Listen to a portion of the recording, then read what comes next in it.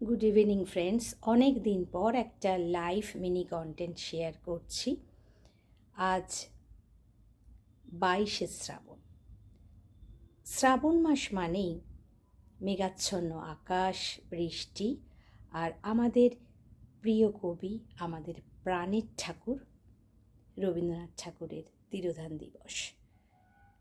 তাই ছোট্ট একটা কন্টেন্ট।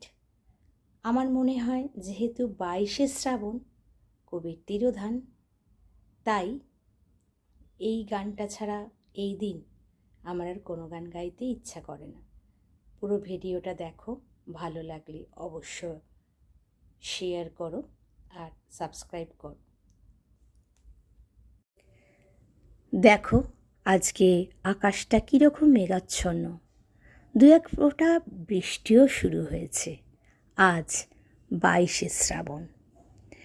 সত্যি কথা বলতে গেলে 22শে শ্রাবণ এলেই আমার মনে গুনগুন করে কবিগুরুর লেখা একটি মাত্র গান।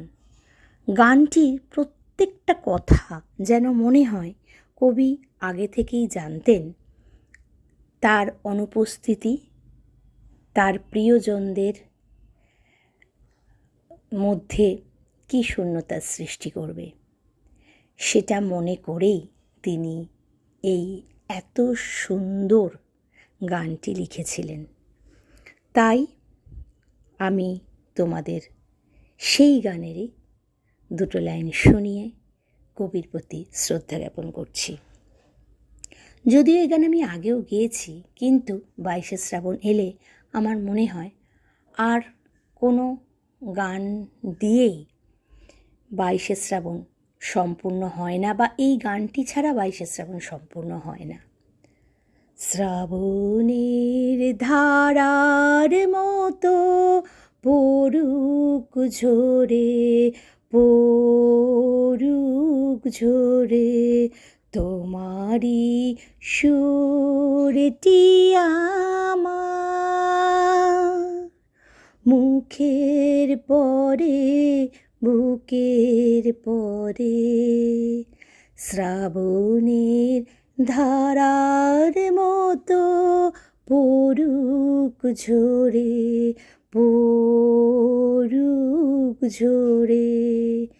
ঠিক যেরকম বৃষ্টি স্নাত হলে বৃষ্টির জল আমাদের মুখবয়ব দিয়ে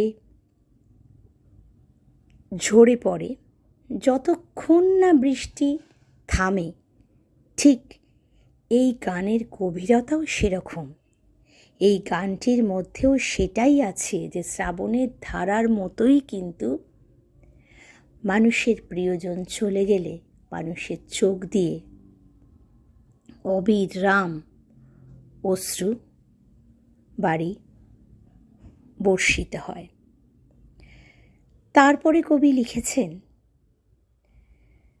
শুধুমাত্র মেঘাচ্ছন্ন আকাশ না, সূর্যের আলো থাকলেও সেই জল ঝরে পড়ুক, পূরবের আলোর সাথে পড়ুক প্রাতে দুই নয়ানে। শুধু কি দিনের বেলায় পড়বে? রাত্রিবেলা গভীর অন্ধকারে যখন সমস্ত পৃথিবী নিশ্চুপ হয়ে যাবে, তখন প্রিয়জনকে হারানোর করুণ বেদনা একমাত্র সেই মানুষটি অনুভব করবে।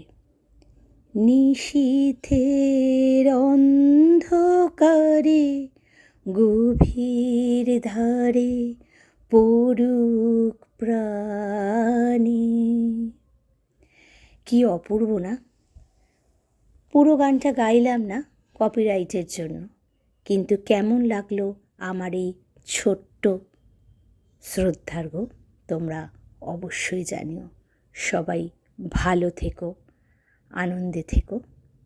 কবির প্রতি আমার সশ্রদ্ধ প্রণাম জানিয়ে আমার এই ছোট্ট ভিডিওটা এখানেই শেষ করছি।